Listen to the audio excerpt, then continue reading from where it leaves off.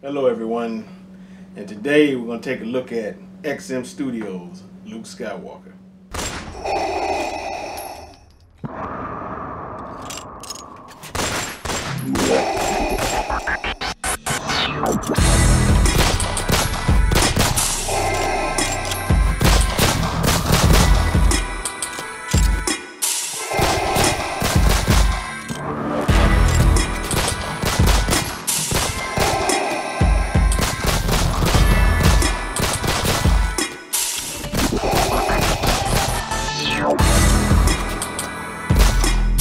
So here we have Luke Skywalker by XM Studios. This here, the inspiration behind this piece is from The Empire Strikes Back. You know, the battle with the AT-ATs. Please don't call them AT-ATs.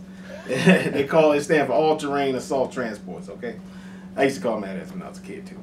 But so these are the T-47 snow speeders, and they were assaulting the AT-ATs. They were coming in trying to give the rebels time to escape, and Luke, they did the cable thing and tripped one up and destroyed it, and then Luke's gunner got killed and his wingman got destroyed, and they shot Luke out of the sky, and then he got grounded. He barely escaped. The AT-AT tried to step on his speeder, and then he takes his grappling hook, goes up and throws the thermal detonator into the, cuts it open with his lightsaber, throws the thermal detonator in and destroys the AT-AT. That's what scene this is from.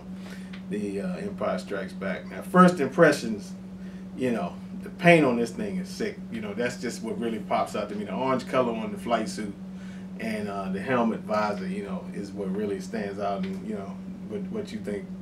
Man, early like my number one concern or curiosity about this statue was always the face and the likeness on it, and this is easily spot on. Yeah. The best looking Luke I've seen out of all of them. I know people complain about the thickness of the visor. To me, the thickness makes sense. If you want to have a visor that doesn't get cracked and broke, it's got to be kind of thick. And I don't think the thickness throws it off. Like, it doesn't throw off the look, especially if you look at it from from up a little bit. Since he's looking up, if you can get a straight on shot of him. I don't think it throws it off at all. And yeah, the paint job is XM, so I expected the paint to be nice, and the paint, the paint is really, really good. I love the base. I love the detail and texture of the snow, and how you have some blue in the snow. Some of the snow that's been frozen and kicked up and then frozen again, and how snow changes colors a little bit. Yeah, it's awesome. It's easily my favorite Luke that's out on the market right now. Yeah, they had a few more. I've been waiting for the Luke. I wanted a Luke in my collection. Especially to go with Vader and everything. And they had the older one by Sideshow was New Hope. I never really liked his New Hope look. Then they had Sideshow came out one from Return of the Jedi. He's kind of like turned around, kind of position. It always looked kind of awkward to me. I never really was a fan of that one. Now Sideshow's come out with a Bespin Empire Strike Back look. That one looked like he'd been starved for about 6 months. So I wasn't crazy about that one. Then this one came out, and I said I love the look of it. And again, it's from my favorite all-time movie, Empire Strikes Back. So just for me, it was the perfect fit. And looking at the base, this is all polystone again, but the paint job makes this speeder look as if it's real metal. You can see little hints of rust and like that blue tone to the metal, and the snow that's kicked in, and the gears and the thrusters, and even inside, there's the flap actually flaps just like and you can take it off. It's a magnet, and we'll take pictures, but you can look inside. There's actual gears and grill work and everything on the inside. I mean, they really thought it through. Special snaps right back into place, no problem.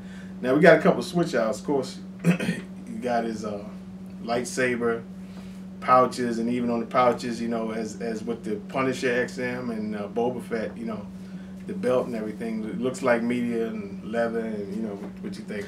Yeah. Now I'm glad you said something about the AT-ATs at the beginning, because I would have called it AT-ATs.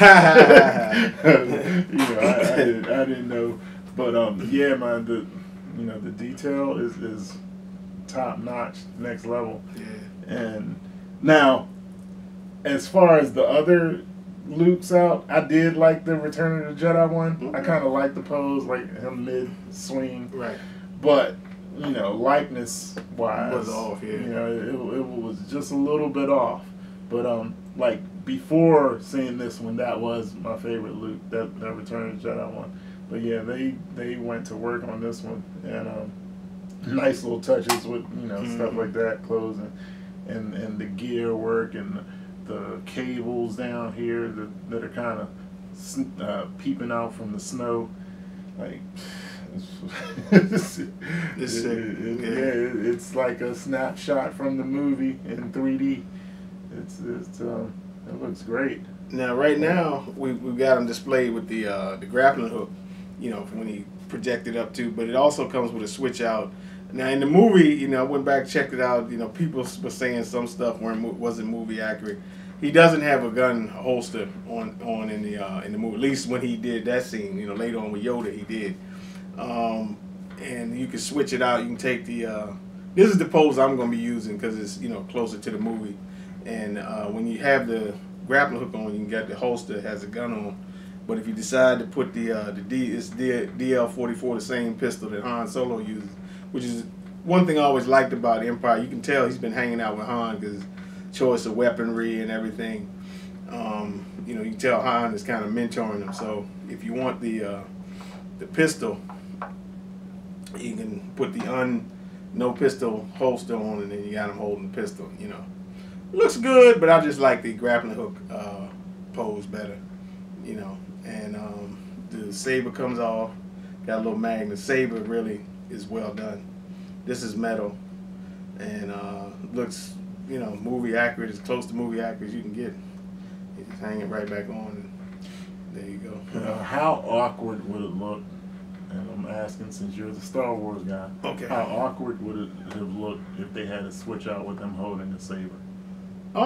It wouldn't have, because in this scene, he projects up to the AT-AT and he cuts it open with the saber. Yes, so that actually, I really wish they would have had one portrait with him without the helmet on. Because actually in the Dagobah scene, he comes out of his X-wing and he doesn't have his helmet on.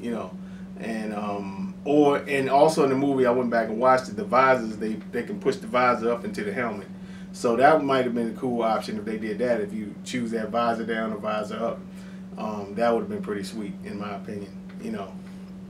So, but overall, I think both of us consensus we would highly recommend this one if you're looking for a Luke Skywalker. Now, this is 500 pieces on this, so kind of limited. I had to put Muhammad on the case, and he did a great job finding. He held it for me till I could pull the trigger fully on it, and he shipped it to me 3 days. It got here from Singapore, so lightning fast shipping. So if you're on Facebook, if message me if you kind of skeptical about dealing with them, and I'll get you in contact with him.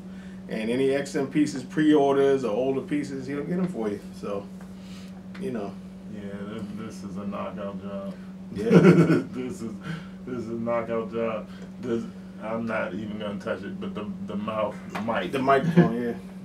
That's probably that's like, I think it's probably it's hard. It doesn't move. It doesn't move. Whatever. So wait a minute. The one piece of mixed media is chin strap. Just one piece of that part's funny. Yeah, and the helmet itself is very well done, very clean. Okay. The decals on the helmet. He's Red 5. He's Red Rogue Squadron, but in the X-wing, he's in the red group. And so they paint, the decals, the color of your group. You got Gold Leader, which was the Y-wings and everything. So yeah, this one is a winner. Now, so I remember you put this on. Is there an option to display that without? You could. I mean, it's a magnet. Did they sculpt this? Oh wow. Yeah. Okay. Yeah. So this comes off the outer wing. Yeah. Yeah.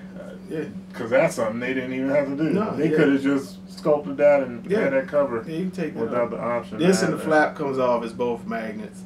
That's pretty cool. So yeah. Yeah, this thing is nice. Yeah, I'm dying to put it on display. You know. Yeah, if you looking for a Luke, this would be the one. No question. This is definitely the best one I've seen.